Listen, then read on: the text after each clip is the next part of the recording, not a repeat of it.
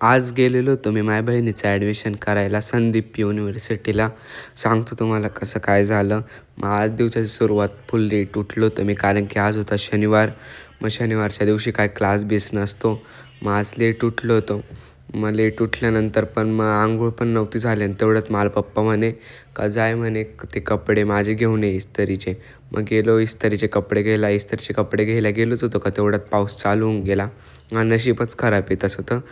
मग माझ्या बहिणीचं ॲडमिशन करायला पोचलो आम्ही कॉलेजला. कॉलेज पण फुल लांब होतं आणि त्याच्यात नाशिकचे खड्डे एवढे खोदून ठेवले ना रस्ते, काय सांगू तुम्हाला. मग कसं तरी पोचलो आम्ही कॉलेजला. कॉलेज तर भारी होतं, एक नंबर होतं कॉलेज, फुल मोठं होते कॉलेज. मग कॉलेजला पोचल्यानंतर ते काहीतरी बडबड चालू होती त्यांची, काय बोलत होते ते काय विचारपूस चालू होती. माझं काय कामाचंच नाही ना.